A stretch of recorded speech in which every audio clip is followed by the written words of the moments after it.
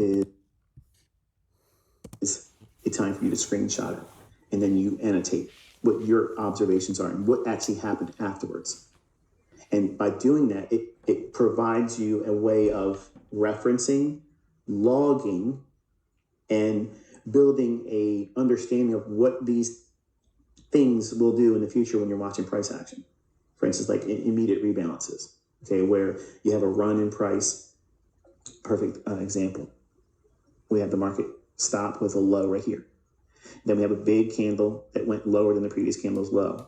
Okay, it doesn't matter where we're going next. Okay, what I'm saying is things that key up on your attention, that you're saying, okay, there's something going on here. I'm monitoring this.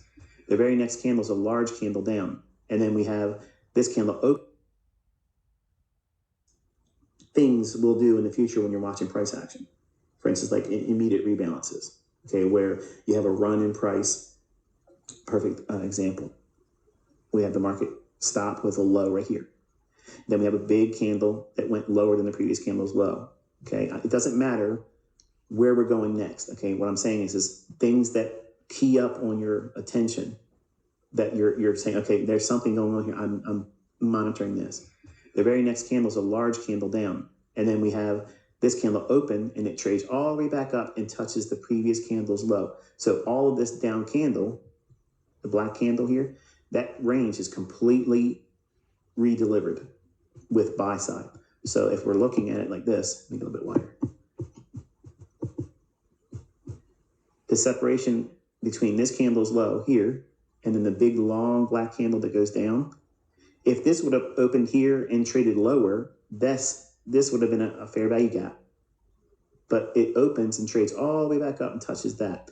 That is called immediate rebalance. If it does that when you're bearish, that's one of the best indications that you are entering at like if you want to trade imbalances where it completely closes down. I just found a guy on the internet on YouTube trying to teach imbalances and fair value gaps and saying that fair value gaps are a renaming of an imbalance. No, it's actually a very specific signature where it is not filling in.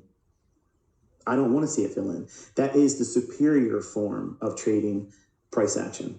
If you're going to look for these inefficiencies, the highest order of trading them is you want to see them not close in. And I've proven this in live sessions with real trades, with real money. So if we're looking at the price delivering back up to that level there, that mechanism right there, it matters not if it goes higher or lower. What I'm saying is this right now, and when it does that, as soon as it touches that candle's low on this candle, it delivered down, and the next candle opens and it rolls right back over top of all of the down move from this candle's low right there to where we opened. All of this has been redelivered back to that price. So this is efficient. If it's bearish, that's really strong. Or if you're in a trade and it starts creating these types of things and it goes right back up, then you can say, all right, I expect it to trade aggressively lower. It's done what it needs to do to rebalance, reprice, and it need to do it real quick and sudden. It's kind of like showing a hand of a winning card hand in poker. If you're a partner that you're at the table with and they flash their hand to you and they're sitting with a full house, 4 aces and a king spade, like it's going to be hard to beat that, right? So that's what the algorithm's doing. It's kind of like tipping its hand saying, I'm getting ready to do something really stunning, one directional, and an immediate rebalance is one of the purest forms of reading it in price action. So when you see that, it kind of like promotes large range, it promotes speed, it gives you a lot of indication that the market wants to behave a certain way and a certain characteristic. And you can see it happening here, by the way. So it did it there, and then boom, it took out the low. That in itself might be your model. This guy's like the Candyman. He's got all this stuff all the time, just boom, and he says it and it happens in real time. What else do you want? What else do you need? I got lots of stuff. I got stuff that you're going to fall in love with that you didn't even think you knew you wanted. All right, let's go. And we have the complete closure of this buy side and balance, sell side and efficiency. So I want to annotate that so you can see where we're at in relationship to the 1 minute chart. And we'll do this. We'll do a weird little like that.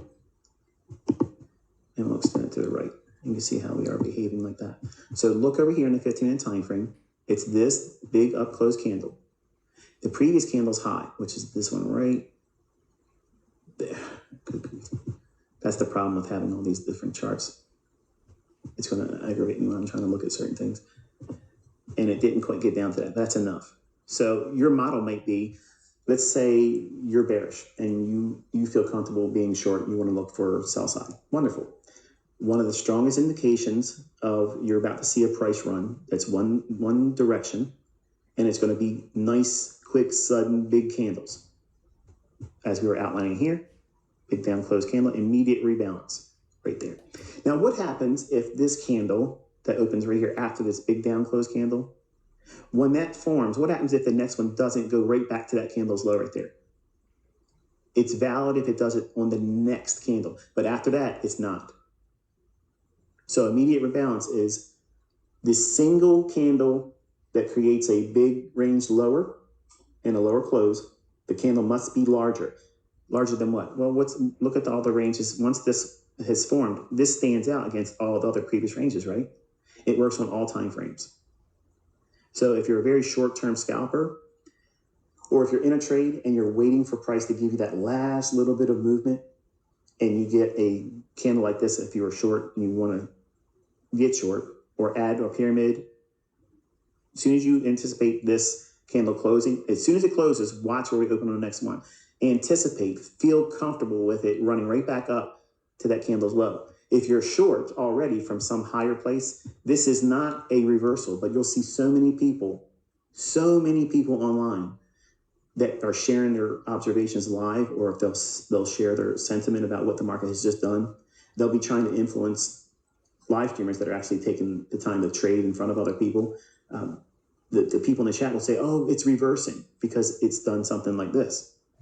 Because they've read Steve Nielsen's books, or they have read some other kind of retail logic, and they think, okay, this is going to reverse now. The only thing it's doing is exactly what you want to see it do when you're bearish. You want to see it run right back up, rebalance that. And if it didn't do it on this candle, the next candle, if it went and touched it, then I would expect speed and delivery to the downside. Okay, so when I'm prompting you in the live stream and I'm making specific reference to watch this inefficiency, watch this fair value gap, pay attention to this wick, those are prompts. That's me prompting you, Caleb, to this is what I want to go back in and look at what it did later on at the end of the day, or at the end of the session. Not for you, it's for the end of the session. So by 11 o'clock or something to that effect. All right, so we're 5 minutes into the 10 o'clock hour. So we've had 35 minutes or so of opening range.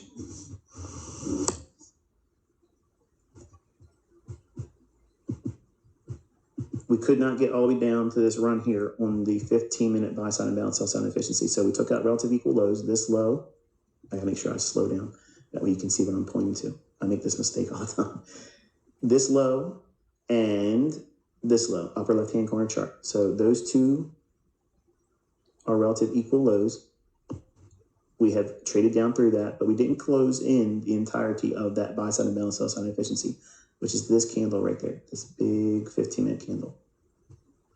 So that is seen with this little area down here. So let's say we're anticipating a turn in the marketplace. How can you study that? Well, we have an indication that it couldn't get all the way down to the buy side and balance sell side inefficiencies low on the 15-minute time frame. We are seeing an initial run back to, but look where the bodies are. So it hasn't proven anything yet. Even though we had a little wick here, the bodies are saying, no, it's not there yet. So sit still, relax. Don't try to catch the turn. Don't try to catch the bottom. Don't try to pick the bottom. It's, you know what they say, if you try to pick your bottom, you're going to get stinky fingers. So now watch the wick here. That's consequent encroachment. Right there at that 19,701. Somebody just leaned over, he said, as he did say, get stinky fingers. This guy and his jokes.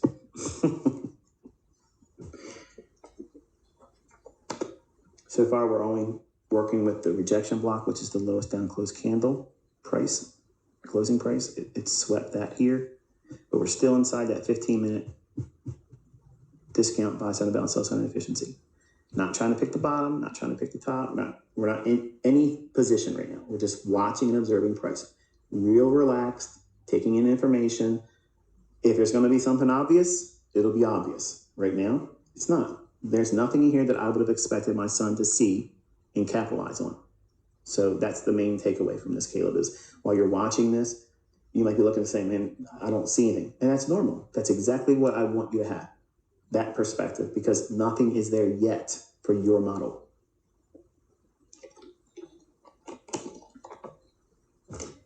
Having a model, having a context, if you will, of what you're watching price for, if it's not in the price action, if the thing that you're trying to capitalize on, trade on, frame a setup around, if it's not obvious in price action, why are you worrying?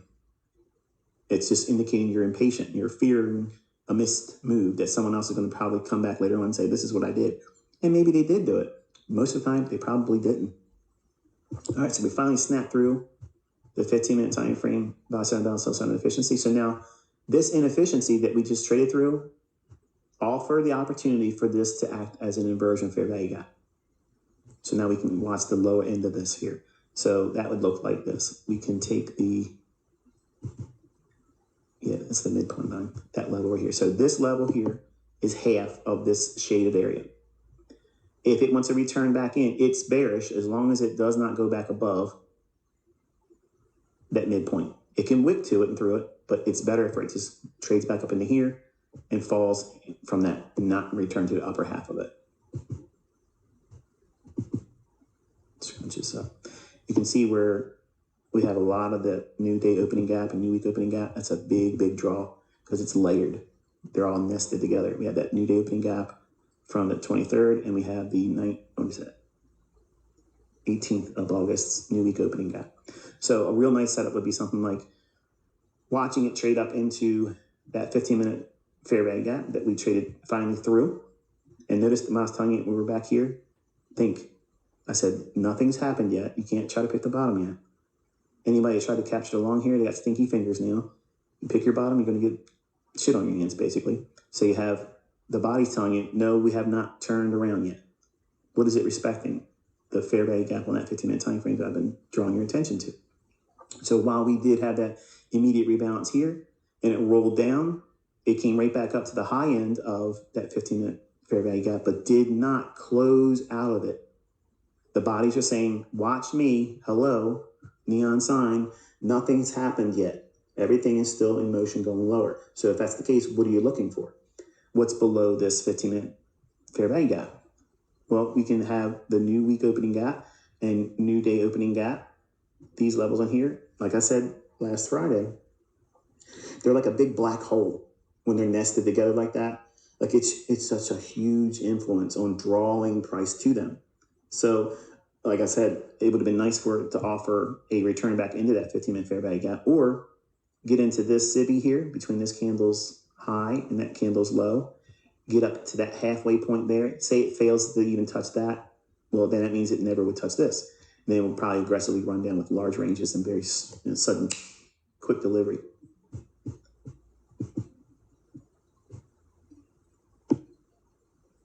And you have the sell side below here on that low, which is 591 3/4.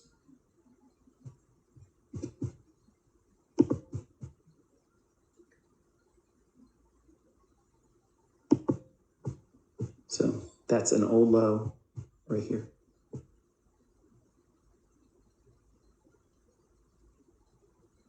Okay. You can see that price in the upper left-hand corner when I put the cursor just underneath it. 19,591.75.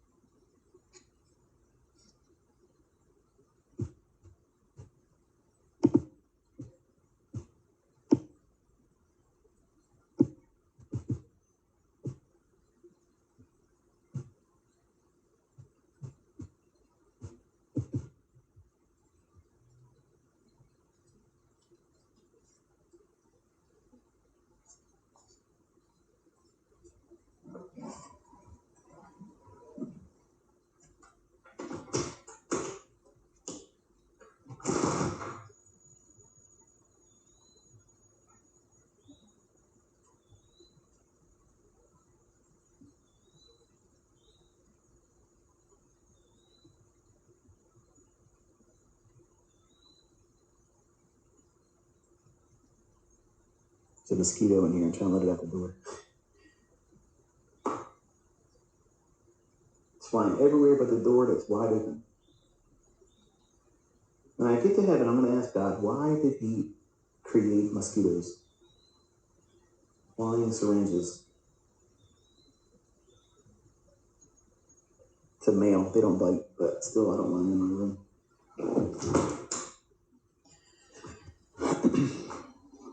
That's something that would have been edited out of a recorded video, by the way.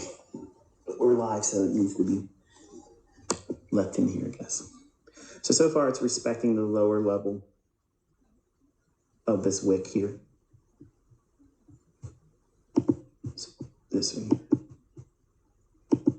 See that?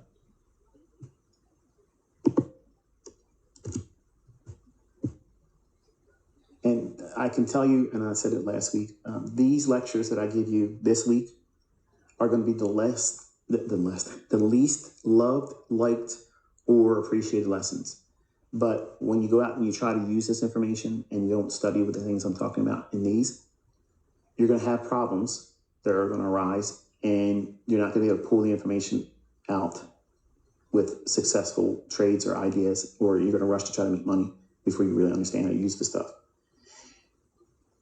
And later on, you're going to come back, later on, probably months, years later, because you're going to try other stuff, and you're not going to do well with that. And you're going to think that, well, let me just see what I do if I go back and listen to it. And you're going to think, wow, he said these things, and I fell victim to all that stuff. If I just would have listened to those lectures, focused on slowing down, demand that price is giving you something that's obvious. Obviously, you don't have the information that you should have as a profitable trader or someone that's consistently able to do it correctly.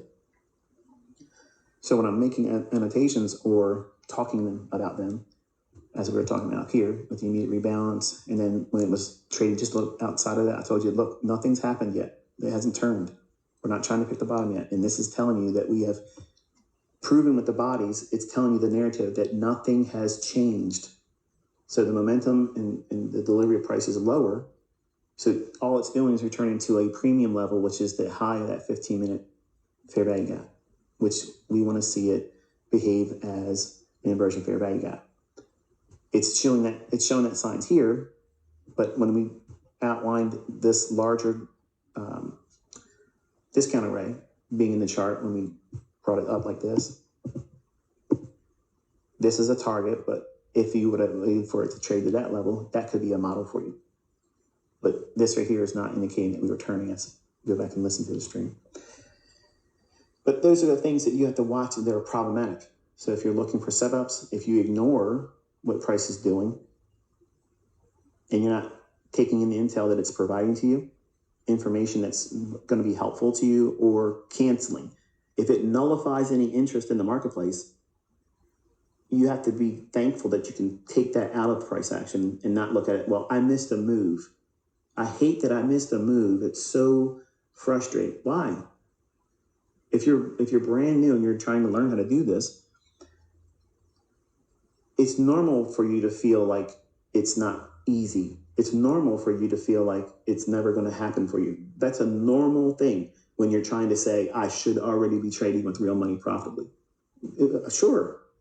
I mean, if someone picks up a golf club, me, because I hate golf, it would be unrealistic for me to say, I'm going to pick up a golf club and be able to putt or drive the golf ball like Tiger Woods. Because I've watched Tiger Woods so many times on TV in the highlight reel. So therefore, I should know how to do what he does and be able to do the same thing. Because I've watched him do it so many times.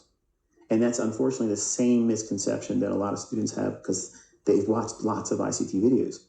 And that's not the same thing as watching real-time price action and looking for the things that I teach as PD arrays, signatures in price, how the characteristic of that price run is indicative of a sustained run, or is it just reaching for the next inefficiency or liquidity to make a reversal? There's a lot of things that you have to discern. And in the natural progression of going through that, by watching price and not rushing yourself to know something, you're learning every single time you're in front of charts. If you're watching price action with me live, or you're watching price without me, but you're just watching price, as long as you are managing your expectations and you're not trying to force the idea of, I need to be in a trade. I need to be in a trade, so therefore the outcome is the make it or break it or success or failure. That's the grading of it. And if you're trying to grade yourself on that premise, you're going to be very hard to encourage to keep going forward. And it's not just my material. That mindset usually is adopted to whatever else they go and chase. So whatever method or whatever school of thought for trading they sit down in front of and they try to trade with, they're going to fail at that too, because they first have to have the proper mindset. And that's what I'm trying to do with you, Caleb, is relax you, remind you that you're not expected to trade like me. You're not expected to know every little fluctuation and be able to determine what it's going to do and how it's going to behave.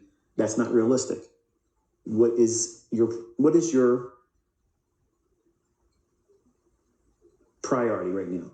Is number one, to move slow. Let anything that becomes important to you manifest itself. It's got to show itself in the chart and say, okay, I see this and this is causing me a concern or question, and I'm curious, or I have a doubt about something being there that maybe I should be looking at. That's all normal. And you write those questions down in your journal. And then when we sit down with each other on Saturdays, you'll be able to tell me, this is what it is. This is what's on my mind right now. And I'll tell you, well, this is what you do with this question or concern, or I'll answer it for you. Or I'll tell you, that's not even something that you should be worrying about, because there's going to be a lot of that stuff in the beginning. Worrying about the things that are not important in the beginning is a huge time waster. And while I do have a lot of content and my videos tend to be long, it's meant to save you years of doing stuff that's not fruitful versus listening to a lecture. I mean, if you were in college, say I was a college professor and I wasn't teaching trading, I was teaching, economics, or I was teaching psychology, you'd have to hear me drone on and on and on. So why are you trying to shortcut it all? You're here to learn it. You're here to try to get a PhD in price action. So every time you sit down with me, that's what we're doing. We're focusing on the things that are going to be very important things that you don't think are important right now. But when you start watching your trades in the future, like for instance, you may have, when we're looking like this, I guarantee you somebody out there was seeing this low, and this low, and they're thinking, okay, that's a 3 drives pattern. And then they saw this big run like this. I say big, but it's not really. But it was sudden run right up in here. And then when this candle was bullish, it looked like it was a reversal to them. And they probably already had a trade being recorded, so they can go on social media and say, I did this against ICT.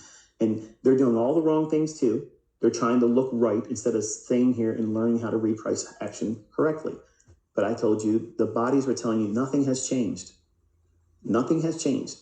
And the only thing we've done is we've left this small little portion open down here on the 15-minute time frame. And we want to see that shaded area become an inversion fair value gap. So that means you use the high in the midpoint. It trades up to it, it rejects, it goes to the lower half. At that time, you don't ever want to see it go back above the midpoint. Ideally, you want to see it trade, once it leaves it here, go up and bump that, wick into it, and wick just below the midpoint or consequent encroachment, and then leave. And the very next fair value gap, because we're on a 1 minute chart right now, if it were to do something like that on a 15-second, 30-second chart, 45-second chart, the first fair value gap, once it leaves the inversion fair value gap and it displaces outside of it, the very next 15, 30-second, or 45-second fair value gap, once it trades into that institutional order flow entry drill, use that and then target the next sell side liquidity or inefficiency. And I told you last week that this is like a huge black hole. And we were up here, and I said it's going to draw into that. It's a very, very large magnet. Okay, it's going to suck price in. It's going to gravitate to it. And there's nothing that you're going to find in retail logic that's going to tell you that. But you're learning it. And Caleb needs to target new day opening gaps and new week opening gaps for his draw and liquidity.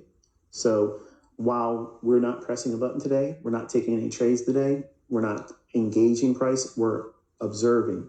And you're watching how price behaves with a very weak gap, a very, very small, weak gap. And that's back here. So it's not it's not all that terribly influential for me to frame a bias around what I'm building for my son. Is there other things that I have to trade with that information? Yes. But if I start pulling out every tool and every other thing I know, is he really learning that model? No. But having the expectation of navigating conditions that his model's not going to be excelling in. In other words, there isn't a trade for him yet. There's nothing for him yet. The breakdown out of this inversion fair value gap on the 15-minute time frame, there is no gap in here. 10 o'clock is here, right there, okay? So he has to find a fair value gap. No fair value gaps. Small one there. Nice one, it could have been there. I even talked about it live with you. I said, it'd be nice to see it go up in there because that would be a real nice model for it to shoot from here down to the new week opening gap, new day opening gap that's nested here before it traded down there. Look at the bodies right on that high of the new day opening gap from August 23rd. Your support and resistance lines aren't going to tell you that, okay? Your pitchforks, they're not going to tell you. They're not going to tell you that, okay? The model that he's being pushed into, like a mold, okay? He's my son, I can do that, but I am realistic and I know that millions of you out there watching this are not going to be pressed in the same mold. It doesn't work that way. But for him, I have to give him a baseline foundation. And I said to him, I said it to you openly, he may not stay with the fair value gap as his model, but it has to give him something to start with. And it makes him familiar with reading price action. So it gives him, I gave the analogy, if I take 5 red apples and 1 green apple, and your challenge is to stand there with your eyes closed, and I throw all of them up in the air, and then you're told to open your eyes up and just grab the green one. Your eyes are going to open up and see all these things moving around, and you're not going to have the experience, the time, and the skill level to go rate for the green one, because our eye goes right to movement. And we're watching price action all the time. If you're looking at live price action, you're constantly distracted with fluctuations in price. And you're like a dog in a meat market where the first thing that can dangle within your distance of being able to bite it and eat it, that's what they're going to go after. It doesn't care if there's filet mignon over to the right. If there's a strip of bacon just hanging down long enough, close enough to their snout that's sniffing to almost lick it, they're going to go for that. The Wagyu beef, okay, to the left of them, they don't care about that. It's their first chomp and I'm going to get something. That's retail perspective. So the way you remove that and say, okay, I want a choice cut of meat. I'm going in to eat today. That's the intention. I'm going to go in and I want to take something home. I want to take my pound of flesh. But I don't want to go out there and just chase everything. So now if I teach you to have the perspective of close your eyes, you only have been studying the green apple. That's your PDA. That's not your PDA, your PD array. You want to have your focus keyed up in your reticular activating system by doing what we're doing here, which is watching price action. You can see this by watching my recordings. You don't have to have real-time data. Watch my old video recordings that I'm doing in live stream and study what price is doing. You don't even have to listen to me talk. Just study what price is doing. And when it does certain things, pause the video and then go into your charts and annotate that, dress that up. So that way it's in your charts. It's in there. And you keep a running log of a template that has your observations.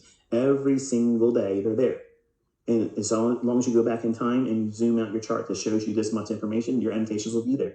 And you refer to how it behaved in the delivery and building of the weekly range. And that's what you do on the weekend. But when the market is not providing you a model, you don't feel any regret. You don't say, well, I'm throwing this model out because it didn't give me a setup today. Oh, but this model's better. Trading inversion fair value gaps are better. I'm going to do that because that's what worked today in live stream for ICT. And Kayla's model doesn't have a setup yet. So doesn't that mean it's better than Kayla's model? No, that's a myopic, toxic thought.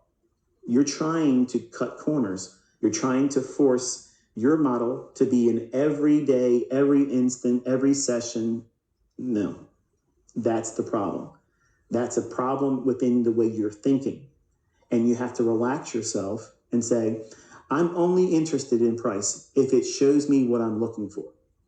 And if it's not going to give it to me, that means I have to wait. And there's nothing wrong with that. You can't act like a child that sees the big sucker in the store aisle. And yes, it convinced its mother or father to buy it for them. But just because they have it now in the cart doesn't mean they get to eat it right now. So it's a matter of managing your expectations, controlling your impulsive nature that you want to do something. And you're willing to break your model and abandon your plan just to be a part of something.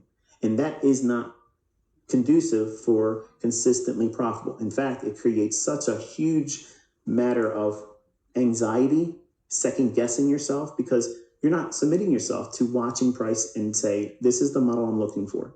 And I'm going to wait for that. And if it doesn't do it, guess what that means? I had no losing trade today. I didn't spend commission. I didn't have losing trade, but I had gained much more experience in patience. A lesson learned in patience, forging patience, fighting off fear of missing out, FOMO, fighting off the greed, fighting off the natural tendency to feel like you belong here. One of the ladies that have recently been commenting on the content mentioned that I believe, I don't want to say your name because I'm afraid that they'll bring, you know who you are, but she said that she had folks being highly critical of her. And because it's more or less viewed as a man's industry. And I'm going to say this again, and I know the young men don't like this. They say I'm simping. I had to look that up. I didn't know. I'm 52. I'm pretty close to what's going on, but I had to look up what simping is. But my best students are women. My most profitable students are women. They have a vagina, okay? If that hurts you, if that bothers you, oh, that's your problem, okay? But they're more inclined to think like I'm trying to teach my son here, is to not rush. They're not out there trying to show it to the girls' club, the women's club, the girls' night out, the first wives club. Okay, they're not out there saying, look what I did today. Look how much more I did better than all of you. They're not doing that. They're trying to get good at it because they want to be able to be independent. They want to be able to hold on to the ideas that they can do this without anyone else doing it for them. And weak-minded men don't like that. They don't like that. And it's too much competition. And I'm telling you, okay, women have a built-in advantage in trading and investing because they don't take silly risks and they don't trade with ego. That's why my best students are women, and that's why my best profitable students that have been longer term profitable than the males, because they are not trying to look smart on the internet. And you can borrow that logic, gentlemen, from them. The way they're thinking in terms of not trying to be aggressive, they're not trying to be better than everybody else. They're just trying to do it well enough that they're comfortable in their own skin as a trader. And it's hard for women to do this industry because, there you go, look at, almost hit her. Almost hit it, didn't it? There it is, perfect.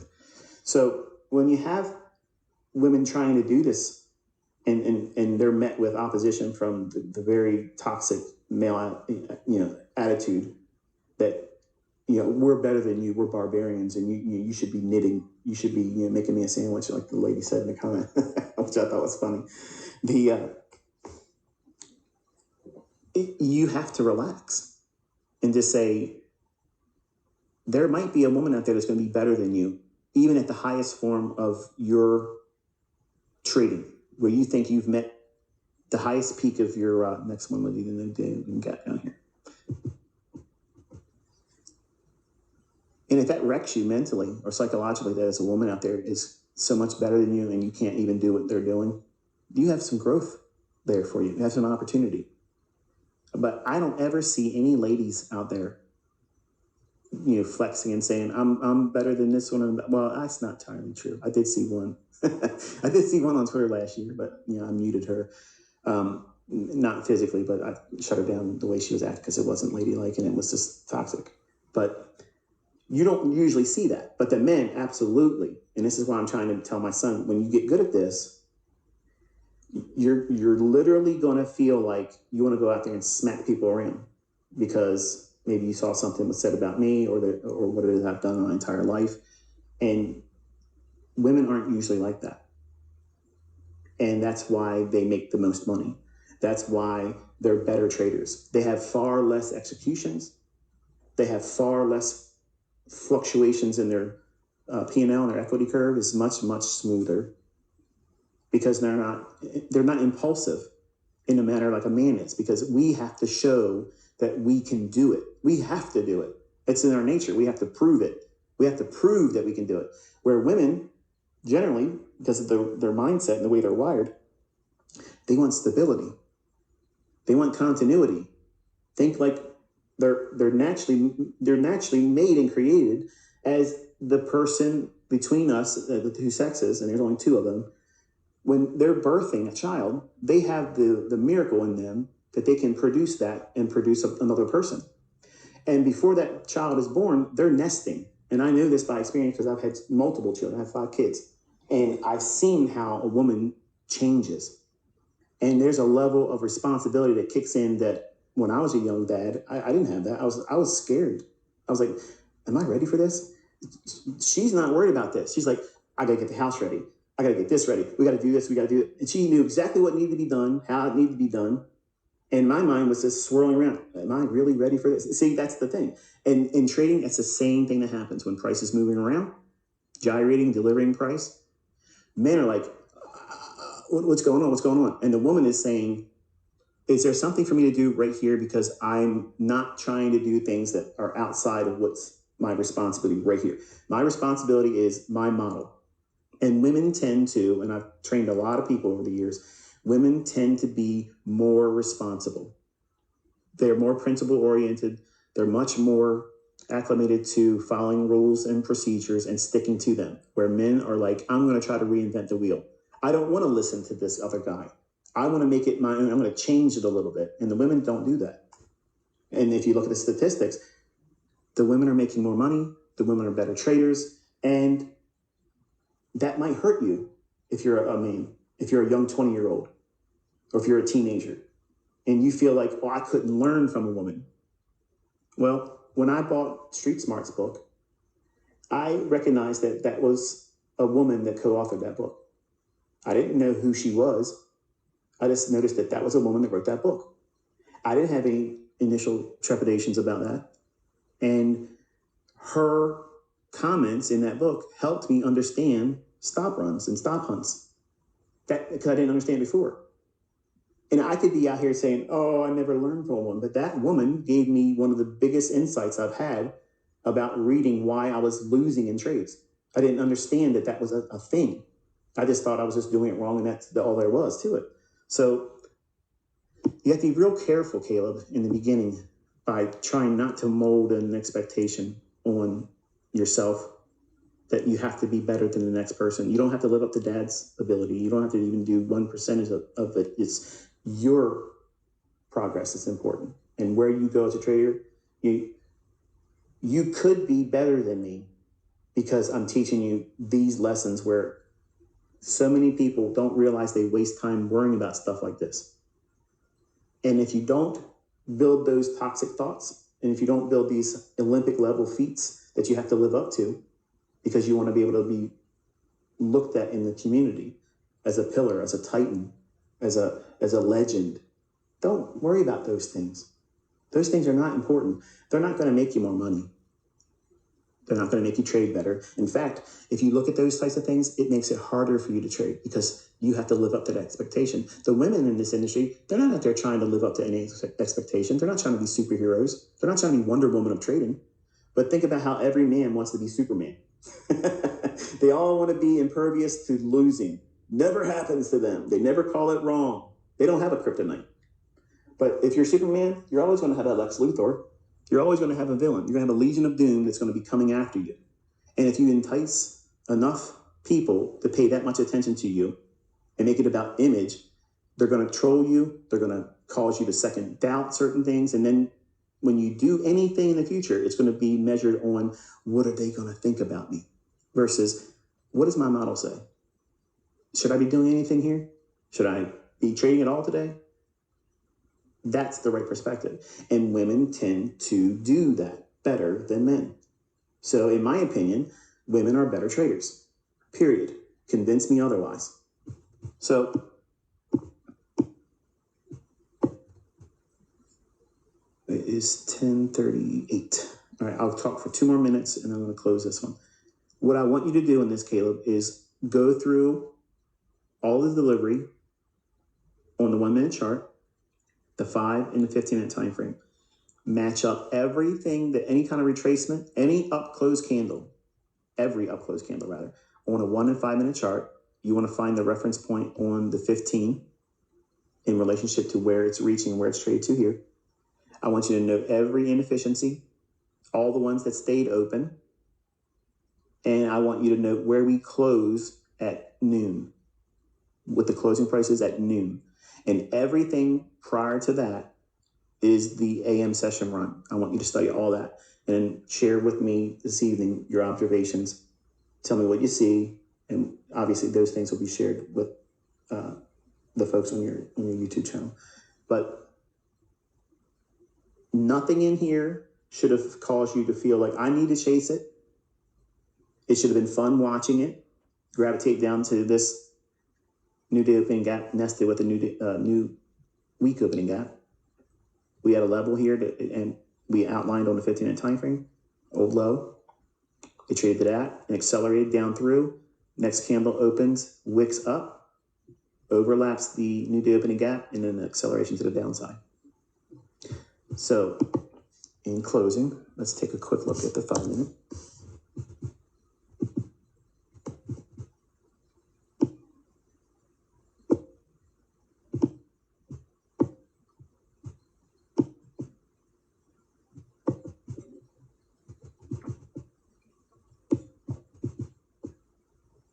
I don't like these kind of lessons, ICT. Okay. You won't do well then. You want to take a screenshot like that. Annotate your observations and sell side here. 15-minute time frame. You want to annotate your observations on this with that chart like that.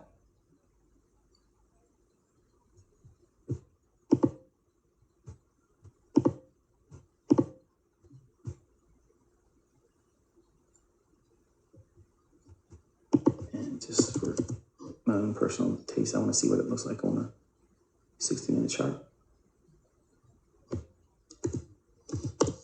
4 hour.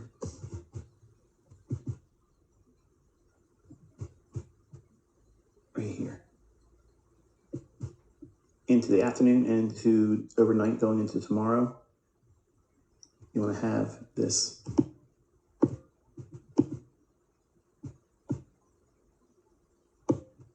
that sell side, and then this buy side and balance sell side efficiency. What is going to be important for me, now this is me taking Caleb out of the equation just for the sake of him and all of you watching. This delivery here on that one single candle overlaps this single candle right there.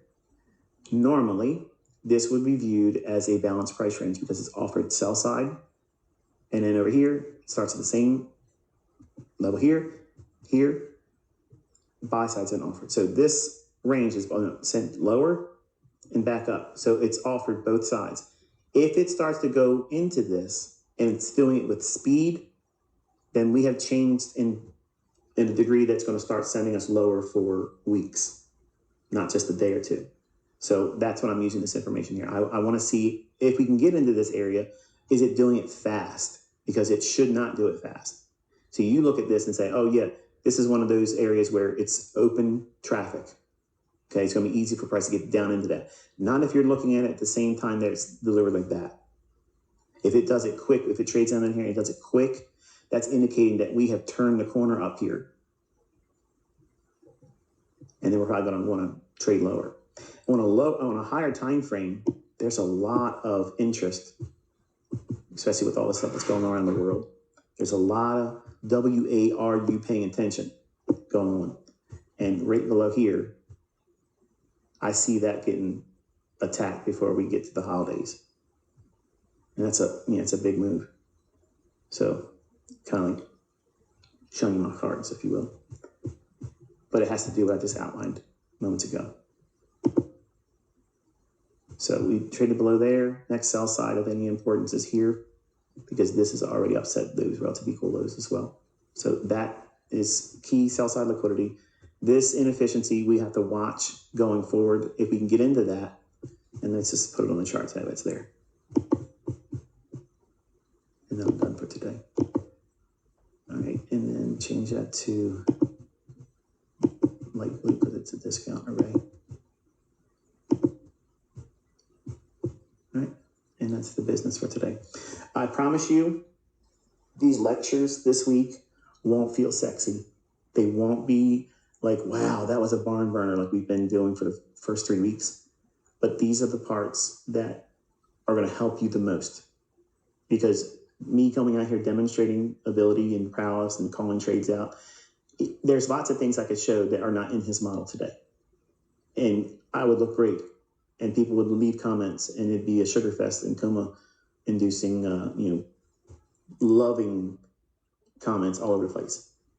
I had 3 or 4 of them that said, one of them was STFU, some punk. And you get to say something at one time. But the majority was everything else is really, really nice. And a couple of people are like, they're still confused. Well, if you just sat down and started learning, that's a normal feeling. No one learns how to do it right away. It's not something that's going to be easily learned.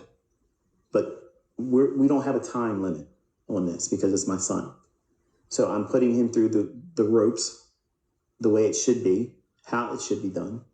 And I'm giving him all of the reminders that it's normal for you to sometimes feel like you didn't get something out of this. But if you look at it that you're not trading with real money before you should have, and you didn't lose anything. So what are you doing? You're keeping yourself from picking up toxic thinking. You're looking at it properly. You're observing price. We had objectives. We were watching price, and it delivered. That's how you should feel about it. You should feel that we were able to see where it could gyrate to, where it could reach to. That was here. From here. As soon as we saw that the bodies were not indicating that we were going to leave the fair value gap on the 15-minute time frame, bullishly leaving it going higher, your eye is still looking for sell side liquidity. Your eye is looking for discount arrays. You're looking for discount inefficiencies. That's all this stuff here. And when you're new, you don't have the ability to find a trade right away. And before that, you don't even know where it's going. Where can it likely draw to? How do you know that? How do you know when the market's not likely to continue running, as I indicated in here? 1, 2, 3 drives, or in the book Street Smarts, they call it three Indians. Why are they not getting clout chasing police to tell them that they renamed a 3 drives pattern? Right. But there's logic in reading price action like this in a relaxed state where you're not trying to impress anybody, you're not trying to press a button. You're taking information, you're collecting it, and you're observing. You're going to look back at this price run here 3, 4, 5, 6 months from now. If you've done it, if you took the time to go through and look at the observations you make today and make that in your journal. And then when you look at it half a year from now, 6 months from now, next summer, when you're looking at price action, you're going to see so many things that you don't see right now. And it's going to be so obvious to you that it's there, but you can't recognize it right now. And it may be